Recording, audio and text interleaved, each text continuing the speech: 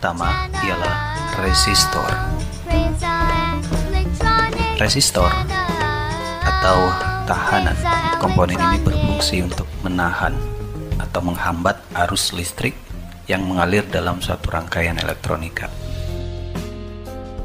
Kalau kita ibaratkan pada air yang sedang mengalir, kemudian kita hambat aliran air tersebut, maka aliran atau arus ini juga akan berkurang.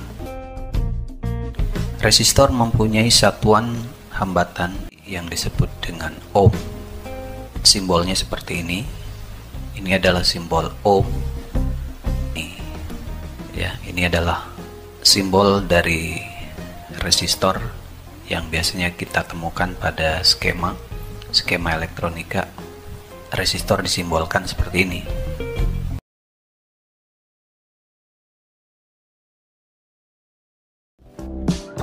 Resistor bisa kita kelompokkan menjadi dua, yaitu resistor tetap, fixed resistor, dan resistor variable resistor. Resistor tetap ialah resistor yang nilainya tetap, tidak bisa dirubah. Sementara resistor variabel adalah resistor yang nilainya bisa berubah atau bisa kita rubah sesuai dengan kebutuhan. Kita mulai dengan resistor tetap.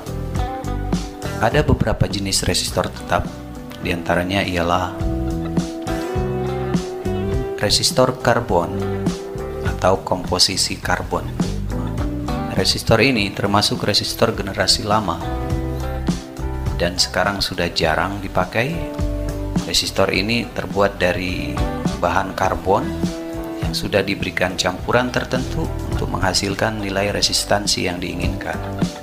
Resistor ini katanya mudah noise, mudah terpengaruh oleh suhu ataupun tegangan yang berlebih, dan juga tidak begitu kuat, mudah patah dan lain sebagainya.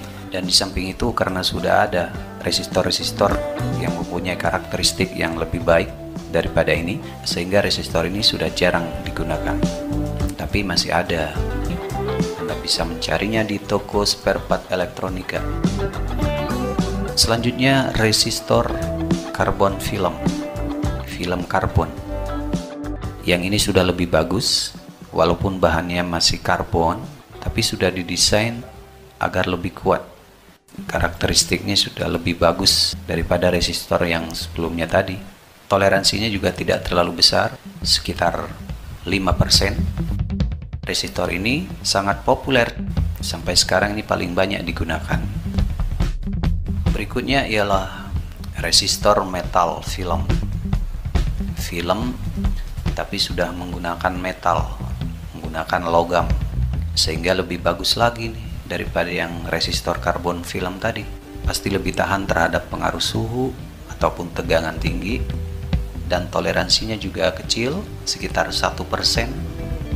Walaupun harganya lebih mahal daripada resistor karbon tadi, tapi kita tidak akan kecewa menggunakannya.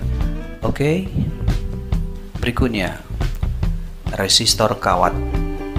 Resistor ini juga termasuk resistor generasi lama, tapi sampai sekarang masih digunakan.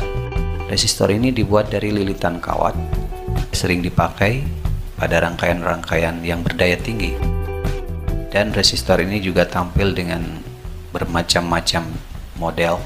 Ada yang diberi bodi keramik seperti ini. Ini orang menyebutnya resistor balok. Apapun namanya, ini tetap resistor kawat, karena di dalamnya memang kawat. Ada juga yang diberi pendingin seperti ini, sehingga akan lebih bagus untuk menyalurkan panasnya. Dan resistor-resistor ini umum digunakan pada peralatan-peralatan seperti televisi, power amplifier, dan sebagainya. Dan selanjutnya ialah resistor variabel. Resistor yang nilainya tidak tetap, bisa berubah. Apa saja kira-kira? Kita mulai dari yang pertama, potensiometer. Potensiometer merupakan resistor yang nilai resistansinya bisa kita rubah. Potensiometer mempunyai 3 terminal kaki dan sebuah tuas yang bisa kita putar dan ketika kita memutar tuasnya, resistansinya akan berubah. Tersedia juga yang model geser dan juga ada yang model trim pot seperti ini, dan untuk memutarnya kita harus menggunakan obeng.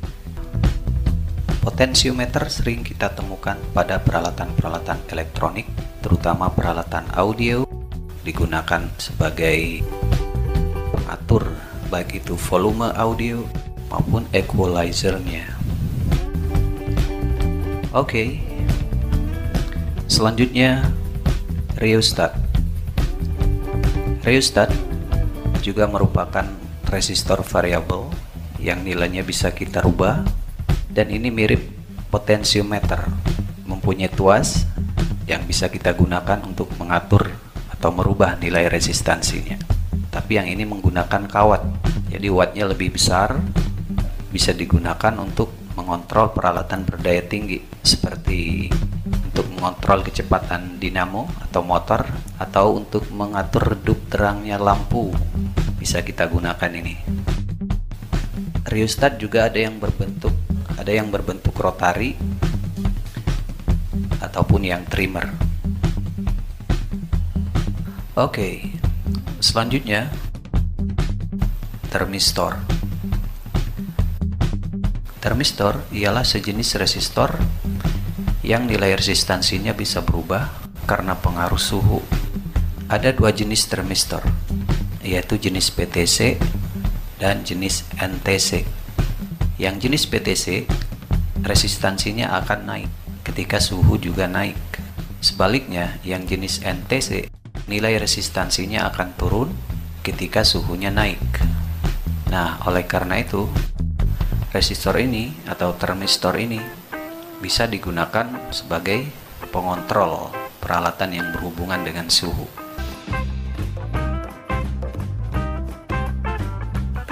Berikutnya ialah varistor atau VDR, Voltage Dependent Resistor. Resistor ini akan berubah nilai resistansinya tergantung pada tegangan yang diberikan. Bila tegangannya turun, maka resistansinya akan naik. Bila tegangannya tinggi, bila tegangannya naik, maka resistansinya akan turun. Sehingga resistor ini bisa digunakan untuk penyetabil ataupun pengaman rangkaian dari lonjakan tegangan yang berlebih. Dan berikutnya LDR, Light Dependent Resistor. Resistor ini adalah resistor yang peka cahaya. Nilai resistansinya akan berubah tergantung intensitas cahaya yang masuk. Semakin banyak cahaya yang masuk, maka akan semakin berkurang resistansinya. Jadi kalau kita taruh di tempat yang gelap, resistansinya akan naik. Sebaliknya, bila kita taruh di tempat yang terang, resistansinya akan menurun. Ini semacam sensor cahaya, dan memang sering digunakan untuk mengontrol peralatan yang berhubungan dengan cahaya, seperti lampu otomatis, ataupun untuk mengatur cahaya pada kamera. Pada kamera biasanya ada ini, digunakan untuk pengaturan cahayanya.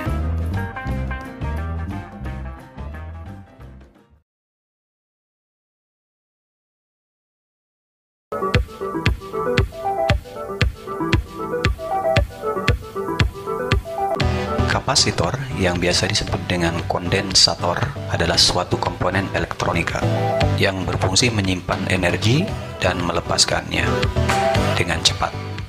Komponen ini selalu kita jumpai hampir di semua peralatan elektronik, mulai dari radio, televisi, bahkan kipas angin pun ada kapasitornya. Kapasitor terdiri dari dua buah lempengan logam yang berdekatan dan disekat atau dipisahkan dengan bahan dielektrik, bahan yang tidak bisa dialiri listrik. Nah, bahan dielektriknya inilah yang menjadi nama daripada kapasitor tersebut. Adapun ukurannya atau kapasitansinya diukur dengan satuan bernama farad. mulai dari picofarad, nanofarad, dan mikrofarad. Berhubung bahan dieelektrik yang digunakan dalam pembuatan kapasitor itu bermacam-macam, maka muncullah berbagai macam jenis kapasitor. Nah, berikut ini adalah beberapa jenis kapasitor yang mungkin perlu kita kenali. Kita mulai dari yang pertama, kapasitor keramik. Bentuknya seperti ini. Disebut kapasitor keramik karena bahan dieлекtriknya terbuat dari bahan keramik. Adapun kapasitansinya berkisar dari beberapa picofarad sampai beberapa puluh nanofarad aja. Mungkin ya kisaran antara 1 picofarad sampai sekitar 0,1 UF. Komponen ini sangat umum digunakan hampir pada semua rangkaian elektronika. Selanjutnya, kapasitor polyester film capacitor, atau yang sering disebut kapasitor Miller. Bentuknya bagus banget kayak gini, kayak permen. Ini juga sangat umum, ya kan? Dan kapasitasnya pun ini tidak terlalu besar, tapi biasanya ini lebih besar daripada kapasitor keramik, ya. Ini bisa berkisar dari beberapa ratus dF, ya, sampai bisa mencapai lebih daripada 1 UF bahkan. Adapun pengembangan dari kapasitor ini yaitu anodized polyester film. Dan berikutnya ialah kapasitor mica, silver mica capacitor. Bahan dieлекtriknya berarti terbuat dari mica, pasti mahal ini mica, ya. Adapun kapasitansinya juga tidak terlalu besar, berkisar dari beberapa dF sampai beberapa puluh NF saja. Ini sering kita jumpai di perangkat-perangkat RF, ya, perangkat-perangkat ya frekuensi tinggi, tapi juga tidak jarang kita jumpai di rangkaian-rangkaian audio. Oke, berikutnya kapasitor kertas. Berarti bahan dieлекtriknya terbuat dari kertas dan bentuknya juga bermacam-macam. Kapasitasnya pun bisa mencapai beberapa UF. Dan jika Anda sering bongkar-bongkar peralatan elektronik, pasti Anda pernah menjumpai kapasitor ini. Selanjutnya, ini adalah kapasitor polystyrene. Bahan dieлекtriknya berarti polystyrene. Kapasitansinya tidak terlalu besar, mulai dari beberapa puluh dF sampai beberapa ratus NF. Selanjutnya, kapasitor polypropylene. Kapasitor ini lumayan kapasitansinya, mulai dari beberapa nanofarad sampai beberapa mikrofarad, dan mungkin harganya agak lebih mahal, ya. Dan selanjutnya, kapasitor tantalum. Ini biar kecil-kecil, mirip dengan elko, ya. Makanya ini sering dipakai oleh perangkat-perangkat kecil seperti komputer, ponsel. Cuman kalau di handphone itu yang jenis SMD. Dan kapasitor ini ada polaritasnya, jadi nggak boleh kebalik. Nah, hendaknya diperhatikan minus plusnya, jangan sampai terbalik. Nah, kalau yang ini sudah sangat umum sekali, hampir semua orang tahu. Ini namanya elko, kondensator elektrolit kondensator. Dieлекtriknya itu terbuat dari kertas yang dibasahi cairan elektrolit. Dan kapasitor ini sangat besar kapasitansinya, mulai dari di bawah 1 UF, ya, 0,47, 0, berapa itu, sampai mencapai puluhan ribu mikrofarad. Dan ini sering dipakai untuk filtering. Dan tentunya ini ada polaritasnya, jangan sampai terbalik, karena kalau terbalik akan membuat elko itu rusak. Bahkan kalau tegangannya maksimal bisa meledak. Yang memang sih ada sebagian elko yang itu non polar ya, tapi pada umumnya elko itu ada polaritasnya, jadi jangan sampai kebalik ya. Dan yang ini juga sama seperti elko ya. Solid capacitor, kapasitansinya juga sama, cuman katanya ini lebih bagus daripada elko, lebih tahan lama, lebih tahan panas, dan lain sebagainya. Dan juga ada polaritasnya. Komponen ini sudah mulai banyak digunakan, khususnya pada peralatan seperti komputer. Jadi di motherboard komputer tuh biasanya banyak menggunakan solid capacitor seperti ini. Dan berikut ini adalah kapasitor super capacitor. Kenapa dibilang super? Karena selain kualitasnya bagus, kapasitansinya juga jauh di atas kapasitor yang lain. Kalau elko biasanya cuma paling besar itu cuma puluhan ribu mikrofarad, tapi kalau kapasitor super ini bisa mencapai ratusan farad.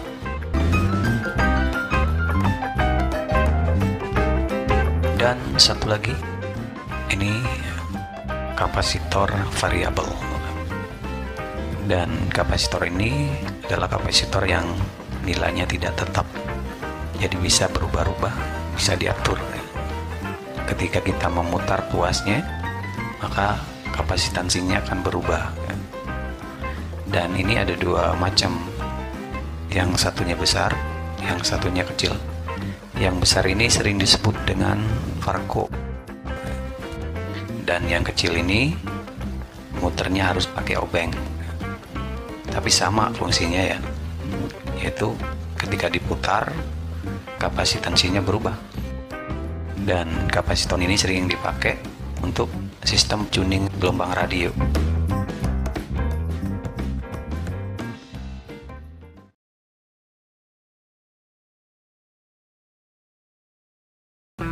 Induktor adalah komponen elektronika yang menyimpan sementara energi dalam medan magnet. Induktor biasanya itu berupa lilitan kawan yang disusun membentuk sebuah kumparan dengan jumlah lilitan yang sudah ditentukan. Biasanya terdapat inti, bisa berupa besi ataupun ferit, bahkan ada juga yang inti udara. Dan jika dialiri listrik, maka akan timbul medan magnet. Induktor mempunyai satuan induktansi yang disebut Henry. Ada milihenry dan juga ada mikrohenry. Dan berdasarkan bahan inti yang digunakan, induktor juga mempunyai beberapa jenis. Di antaranya ada yang seperti ini, induktor udara. Ini induktor yang tidak memiliki inti besi ataupun ferit atau bahan lainnya. Jadi di tengahnya hanya bolong kosong, hanya berisi udara. Kemudian ada induktor yang berinti besi. Itu biasanya dipakai pada trafo, umumnya itu bekerja di frekuensi rendah. Kemudian ada yang menggunakan ferit sebagai intinya. Ini lebih memungkinkan untuk bekerja pada frekuensi yang lebih tinggi. Kemudian ini yang menggunakan toroida, sejenis ferit yang berbentuk seperti donat, dan ini banyak diaplikasikan pada rangkaian-rangkaian elektronika, mulai dari yang kecil-kecil sebagai filter misalnya, ataupun yang besar sebagai transformer, trafo dan sebagainya. Adapun induktor variabel, nilai induktansinya bisa dirubah dengan cara diputar, misalnya seperti ini. Ketika kita putar, feritnya ini akan naik turun, sehingga nilai induktansinya akan berubah. Ini biasanya umum digunakan untuk penalaan, untuk tuning. Dan ini adalah simbol-simbol daripada induktor.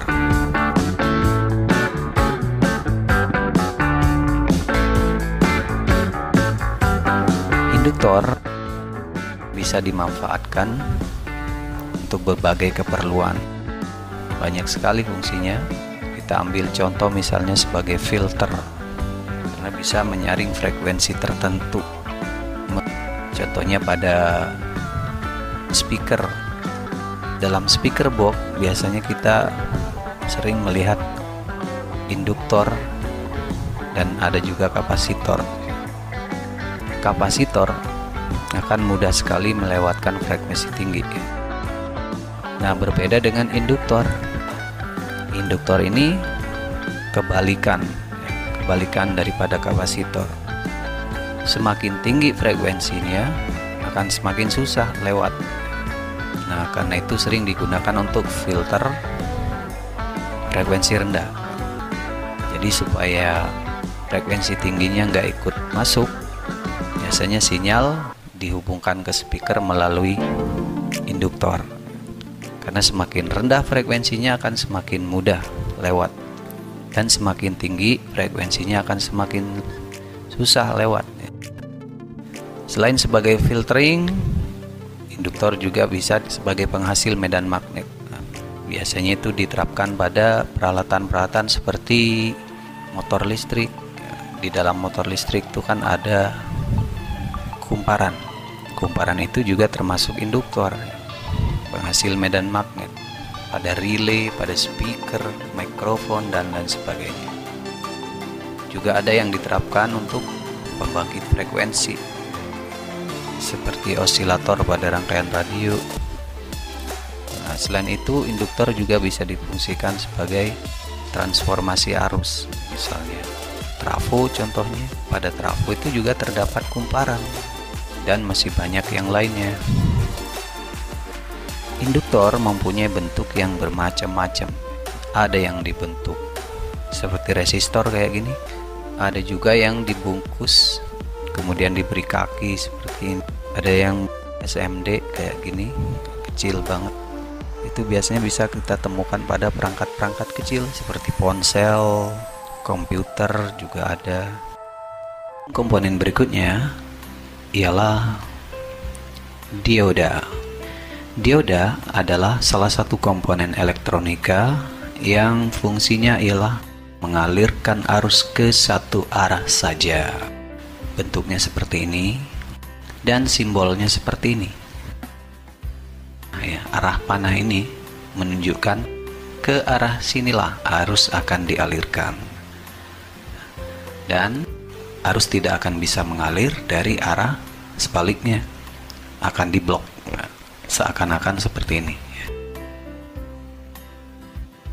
Dioda mempunyai dua kutub, yaitu kutub anoda dan kutub katoda.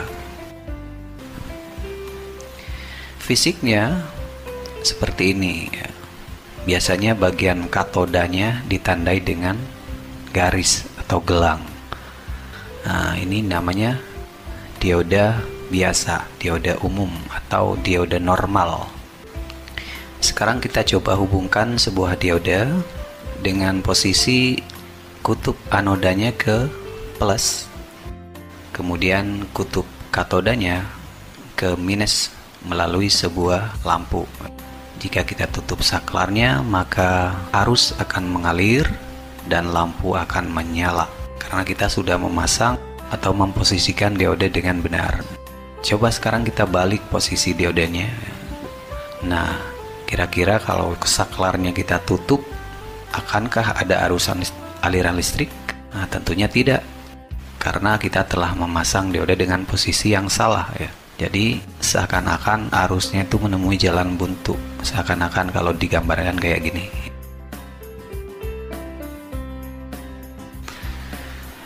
Kayak ada klepnya. Karena itulah dioda sangat umum difungsikan sebagai penyearah atau rectifier untuk menyearahkan arus bolak-balik menjadi arus searah dari arus AC menjadi DC.